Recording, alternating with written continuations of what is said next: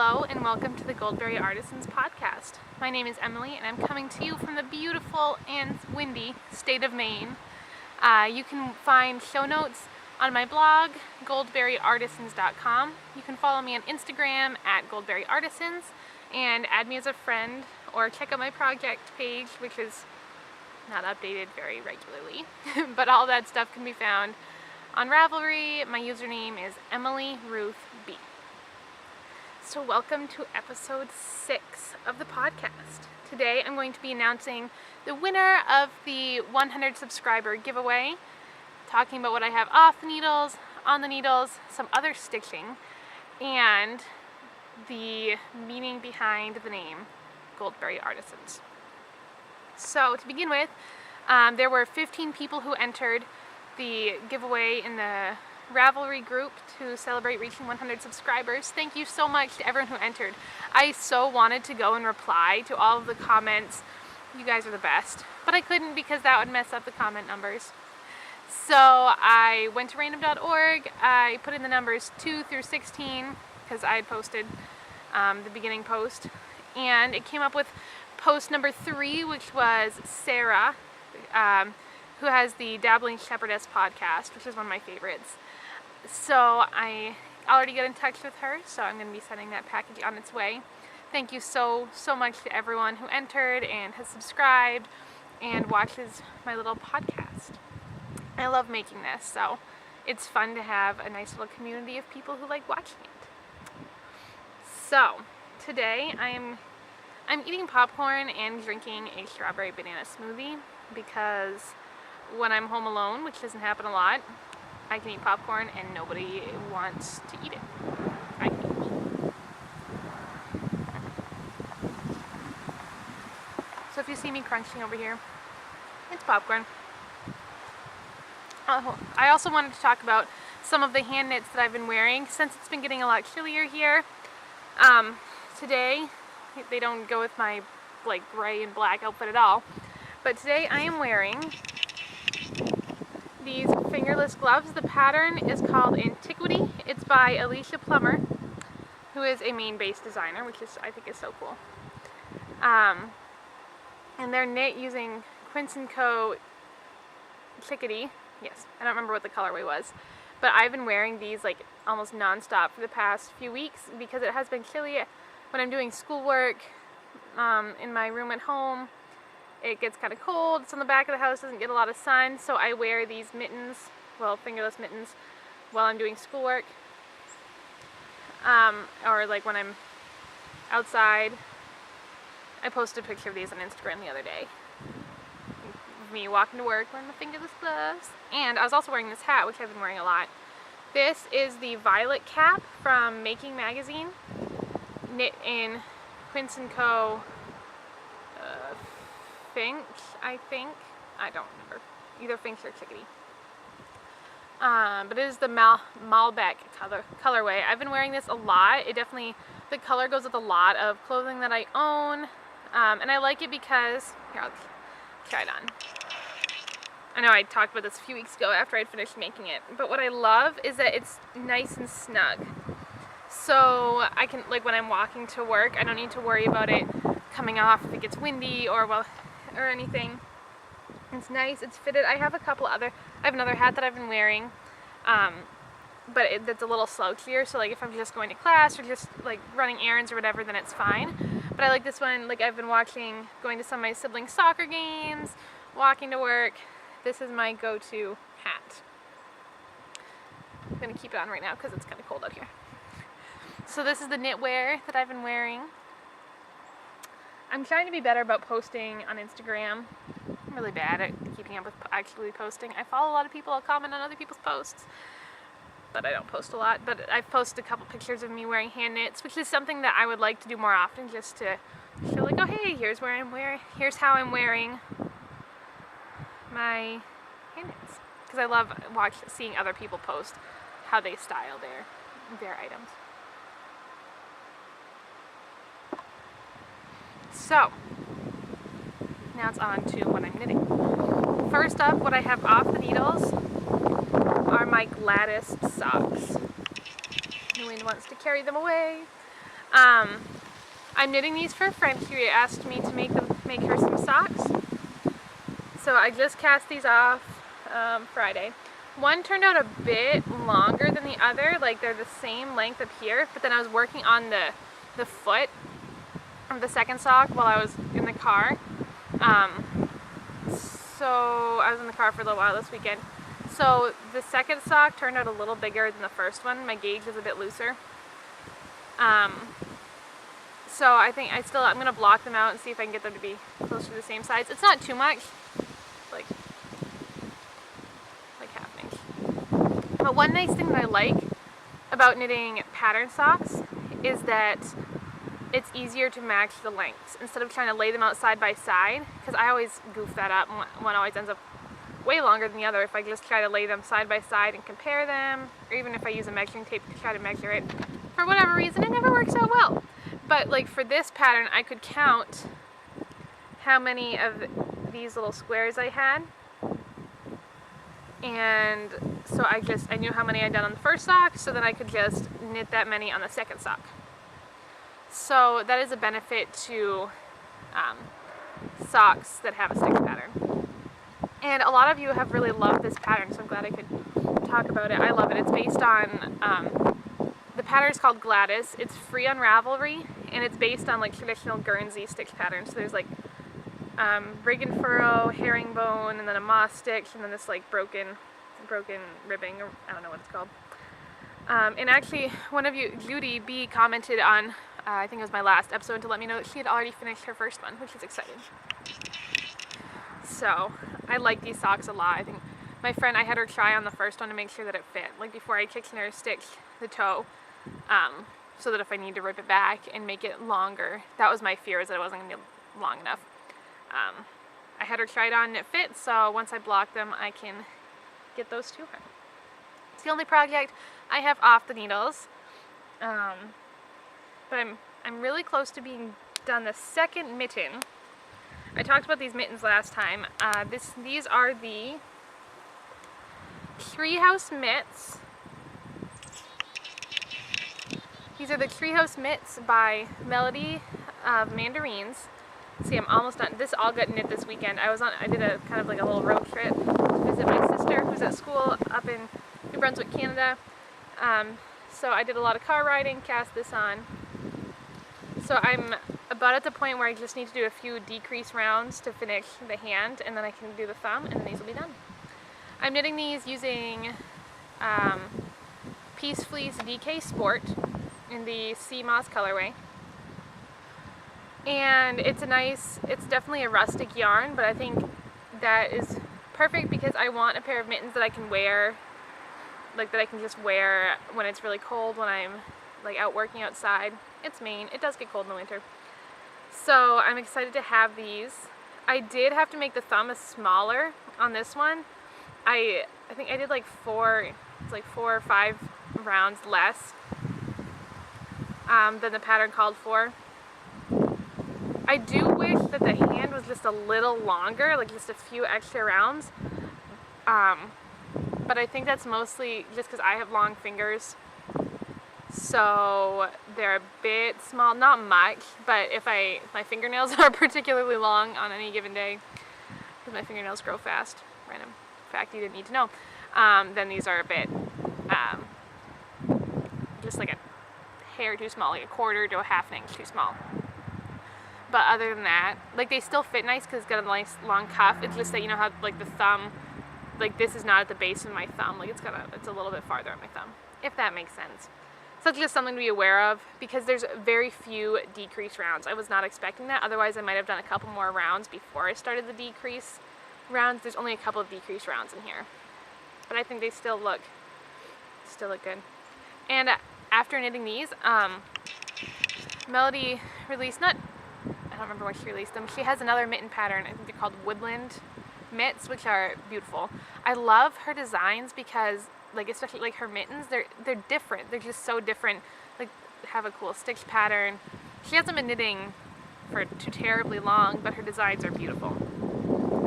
And one thing I've noticed about myself is that I'm more likely to buy a pattern from someone if, like, I feel like I know them. Like, if they have a podcast, like Melody has a podcast, which she's been doing really cool, like, different sorts of videos lately instead of a traditional podcast. Some of those are really neat. But she uploads videos on YouTube, and she posts regularly on Instagram, and so I feel like I know her better. So not only are her patterns beautiful, but I want to support someone that I feel like I know. Same thing with like Alicia Plummer. I follow her on Instagram. She's from Maine. Like, I've talked to her a bit on Instagram. So I like supporting people that I feel like I know. So that's just, I mean, I will purchase other patterns that are beautiful if I have no idea who the designer is. But I'm more likely to buy it if it's someone that, you know, that I feel like I know better. And plus, if somebody posts about a new pattern they have on Instagram, then, and sometimes, I mean, a lot of people sometimes have coupon codes. If you follow them on Instagram, and they'll say, you know, use this coupon code, like, for the first however many days the pattern's up. So, another perk. Sorry, I love popcorn. Speaking of Melody of mandarins, oh, I'm also keeping my treehouse mitts, my little Doctor Who double-pointed needle holder from the Gnome Knitter. So it's super cute. I don't know how many I don't know if she has any double-pointed needle holders in her shop right now, but she has some other really cute stuff. The Gnome N-O-M-E knitter on Etsy. Random fact. So speaking of Melody of mandarins, I just cast on this morning for her woodsy hat. Obviously, just cast on, knit this while I was reading about the structure and replication of DNA. I have an exciting life, guys. I had actually cast on this hat. I was so excited to make it. So I'd cast it on a little while ago, but I went a size up, like a needle size up, and the ribbing was just way too loose. I had like 3 inches done. It was just way too loose. So I decided I would wait until my needles came in the mail, because I needed size 5 needles, and my other size 5 needles are currently in my Flora Cardi. And some of you may remember a little while ago I talked about the saga of my broken needle, how I was on vacation, and I had these knit picks, interchangeable needles I was so excited about, and one of the tips broke, because it got stepped on during a thunderstorm in the camper. The thunderstorm was not in the camper. There's a lot of movement in the camper because of a thunderstorm. So I ordered another set. Ooh, come on. There we go. I still had the cord. The cord was fine. It was just one of the tips that had a problem. So I got these. These are the Caspian. No, that's not right. I don't remember. Knit Picks, they have a few different lines of interchangeable needle tips. So I got these ones, and I also got size 4 because I didn't have any size 4 circular needles. And I'm doing this, I'm using Brooklyn Tweed Loft. I don't remember what the colorway is. But I'm doing this Magic Loop. Now, I've tried Magic Loop before, but I think all the circular needles that I've used have been too small, which made it hard because there wasn't a lot of extra loop, because they say you are supposed to use like a longer circular needle when you're doing Magic Loop. So I'm going to give it a try, because I don't have any size 5 circular needles that are small enough for this amount of stitches. So we'll see. I mean, for the 6 rounds I've done, it's been going great. So I think I don't like Magic Loop for socks, because that means adjusting so frequently. Like readjusting your needles so frequently. But for a hat, it takes a little bit longer to go through half the stitches before you have to adjust your needle. So we'll see how this goes. I'm also trying to knit it continental style. I'm fine knitting continental, but my purling can use some work. And I know that once I get into a rhythm knitting and purling, like doing ribbing in continental, rather than my normal go-to English style, it is faster. My problem is that if I'm trying to do it while I'm not paying attention, I tend to drop stitches or not get the loop all the way around for the purl stitches, like the loop of new yarn all the way around. So it's getting better, so I'm trying. I'll update you on how that goes. Still, when I pick it up, my first instinct is to put the yarn on my right hand. But I'm trying to trying to teach myself new things. So trying that continental. So that is all that I have for knitting this week. Now I'm going to move on to my other stitching adventures. So some of you may remember, I don't remember what episode number it was, and I neglected to look it up, but a few episodes ago I talked about my cross stitching that I was doing, and I finally got around to finishing all of them. So these are Anne of Green Gables patterns from an Etsy shop called Pedal Pusher. The wind's picking up, so we'll see how this goes. This is Carrots, the Anne Gilbert and the Slates. I'm listening to Anne of Green Gables on an audiobook right now. I've read the book, I don't remember how many times, but I love it. This is the Kindred Spirits pattern. It's got Anne and Diana, and then there's Green Gables with Marilla, Matthew, and Anne in front of the house. Also, I've been to PEI. It is beautiful and amazing. But my problem is that I didn't know how I wanted to finish them off. Like, I don't know how I'm supposed to, if there's any way that I'm supposed to like finish them off to hang them. But I thought they would look really cute if I could get embroidery hoops to hang them up on my wall. The problem is that they're not round shapes. And I did not space out these ones very well. I didn't really think about how I was spacing them out. I just kind of went for it. Like, there's a lot of excess space around this one that's going to be wasted, which I'm kind of bummed about. But that was my bad. But my problem was in between these two. There's not a lot of space to allow for like sewing up the edges so that it doesn't unravel, and then having it in an embroidery hoop. So I started searching online, and I found some embroidery hoops on Etsy. I got a pack of a few different like antique ones. I mean, this one's plastic, which isn't exactly what I wanted, but it was 4.5 inches tall, which I couldn't find anywhere else. So that's going to go around my Matthew, Marilla, and Anne, go around my Green Gables one, and then I got a 3x5 oval hoop to go around the Carrots cross stitch. Oop, fell on the ground. And I need to order another one. I think I'm gonna go with like a 5x8 inch hoop or something like that to go around Kindred Spirits, so then I can finish these and get them up on my wall.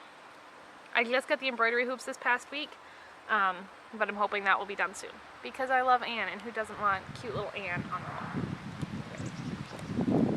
While I was waiting for the embroidery hoops to arrive in the mail, I started another cross-stitching project. This is from Making Magazine. I don't remember what the name of it is, I'm sorry. But I've seen a lot of other people working on this one as well. In the pattern, in making, the designer suggests using like a certain type of fabric, which I did not have. I had this, and it's a lower count than the one recommended. So I'm kind of having to like fudge it a little bit because it's supposed to kind of like follow the curve. It's going to be like it follows the curve of the embroidery hoop, goes in a circle. But I'm having to pull in some of these stitches because originally they might be farther apart. Just because of the way that this cloth works, I have to adjust it. But that's no big deal. I'm just kind of doing this just for fun, just because I can. And I'm just gonna leave it in this embroidery hoop. I will do something to tuck in the ends when I'm done, and then I can hang it on my wall because it's super cute. So yeah. So I had inherited a bunch of cloth and tons of colors of DMC floss. It was a family friend whose sister is an avid crafter, but she was getting rid of some stuff and gave it to her sister, but her sister, my family friend, doesn't really do a lot of crafting anymore, so she gave it to me. So for all of the Anne of Green Gables patterns, and for this one, like, I haven't had to buy thread or floss. I mean, I'm making it up for this one. This is not the color of thread or cloth that's in the original pattern. But do you call it pattern? Like a cross-stitch pattern? I think so. I don't really know. But I am definitely blessed to have that. I didn't have to go out and spend a lot of money on it. But if you're looking for like a cross-stitching project, like this one, it only has one color. So if you don't want to go out and spend a lot of money on a bunch of different kinds of floss, if you don't know if you're going to really like cross-stitching, then you can find a pattern like this where it just takes one color of floss, and you don't have to go with the fabric recommended in the pattern. Like, obviously I'm going to have to change some stuff and adjust it as I go along because I'm using a different fabric, but I'm okay with that because it means I didn't have to go and spend, it was going to cost like $20 or $25 to buy the fabric recommended in the pattern, which I'm sure is beautiful and like an amazing project, but for someone who's a beginning cross-stitcher, I didn't want to spend a lot of money on it if I didn't know if I was going to really use any of the rest of it. And I had this already sitting there. So, an example of just using what I have. Maybe someday I'll buy the more expensive fabric and make maybe like a bigger one, but that's what I got right now. Okay. Sorry, snack break. This is like half my lunch, so. But this is the only time I had to podcast, so I said, well, if I'm going to have to kind of eat lunch, drink my smoothie while I do it, we'll go for it. So my last thing that I wanted to talk about today was the just sort of meaning and where I came up with the name Goldberry Artisans. To preface, my father is very into genealogy. He loves hunting down relatives and who we're related to, and just learning about my family's history. So he was researching about, my last name is Boyd. He was researching about the Boyds who came from Scotland, who we're descended from, and discovered that they had fought alongside Robert the Bruce in Scotland to defend their homeland. And they fought on a place called Goldberry Hill. And so this was several years ago that my dad found this out. And so then he started calling, like, we just kind of started talking about Goldberry, and he thought it was a really cool name, so we kind of nicknamed our, like, because my family homeschools. My mom homeschooled us and still homeschools my younger siblings. And I don't know if you know many homeschool families, but sometimes they'll just sort of name their homeschool just because they can. And so my dad started referring to us homeschooling as we went to Goldberry Academy. So in the winter of 2014, I wanted to start an Etsy shop. At the time, I was sort of thinking that maybe my younger sister, who likes to sew, would put stuff into it. My older sister, who at the time was kind of into like paper crafts and like bookbinding and stuff, would also put things into it. So I didn't want a name that was specifically about knitting. Plus, that allowed me, if I decided I didn't want to knit and wanted to sell something else, I could. That gave me a little bit more flexibility without having to change my name. So I went with Goldberry Artisans, because first I went with Artisans with an S on the end, because Goldberry Artisan didn't sound as cool. Plus, that allowed flexibility in case my sisters decided to join me. They never did. But I started my little Etsy shop. I sold a few things, mostly to people that I knew, like who knew me in real life. I didn't put tons of time and effort into it. It was just sort of something that a lot of people had told me, like they'd see me knitting or see things that I knit, and they'd say, oh, you should sell stuff that you knit. So I was like, okay, I'll just throw this stuff in an Etsy shop. Like, I had a few sales, but I wasn't really making it a business. And I've discovered a lot of my orders were custom orders, which I'm fine doing for small projects, but if people want a custom order for like a really big project, like a sweater, I would be like, I don't really want to do this. I want to knit. I want to have time to knit myself a sweater. It was just kind of, after a while, it just started to be something that I wasn't enjoying. And that's part of why I don't have tons of things to tell you, like, oh, I've been wearing this hand knit item for years and it's worn up really well, because for a couple of years, the stuff that I was knitting, I felt like I had to be knitting for my Etsy shop, and I couldn't knit for myself or for my friends or my family. So I still have an Etsy shop, and I have some stuff listed under a shop tab on my blog. So if you want to buy it, go ahead, but it's not something that I'm putting a lot of time and effort into. Every once in a while, like someone that I go to church with, like my friend who wanted socks, since they know that I have an Etsy shop, they'll say, oh, like, can you make me this? Like a couple months ago, there's a lady who her daughter was having a baby, and so she wanted to give her daughter something hand knit. So I knit like a hat and some little baby booties. So I do a little bit of that, but I've really been enjoying just crafting for the love of crafting, just deciding on a whim. Oh, hey, I want to try this pattern, or hey, I want to make myself multiple sweaters in 1 year. I can do that because I don't feel guilty that I'm not making stuff for my Etsy shop. If that makes sense. So the name, it's just sort of like a family heritage sort of name. I come, like, my grandmother, who's a Boyd, like, she has had a couple of different small businesses she's done. Like, for a little while, she made quilts. She's very much oh, this thing is great, I'm going to do this, and then she'll move on to the next thing. So for a little while, like, she sold quilts, and then she used to make cakes for events, and she would sell those. So just sort of little businesses like that.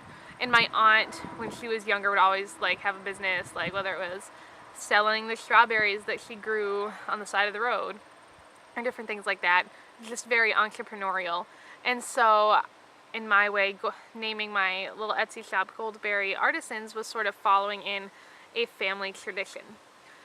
And like how my ancestors were defending what they loved, in my way, my crafting is sort of defending what I love, like knitting and crafting in general, against maybe sometimes some of the stereotypes that people have about crafting, like that it's just a little old grandmother who sits in the corner and knits scratchy sweaters for everyone for Christmas that nobody likes. That's totally not true. I love my grandmother's sweaters. And also just sort of defending the idea of, no, it's okay to take your time on something, to slow down, to take your time working on a project instead of just this instant gratification of, oh no, well, I can just run to the store and buy socks. Well, I would rather, I wear socks that I bought at the store, but it's okay to take time to knit a pair of socks that you know you will love and wear for years. So that's just sort of how I interpreted the name Goldberry. So that's the meaning behind the name of my podcast, Goldberry Artisans. So thank you so much for watching and putting up with my popcorn eating. Again, thank you to everyone who entered the giveaway and subscribed. You can find show notes at goldberryartisans.com. I'm on Instagram at goldberryartisans. Hopefully the name will be easier to remember now that you know what it means. And I'm on Ravelry at Emily Ruth B. So thank you so much for watching. I hope that you are having a wonderful fall, or I guess summer, depending where you live. But I just hope that you are having a wonderful week, and thank you for watching, and until next time, happy knitting. Bye.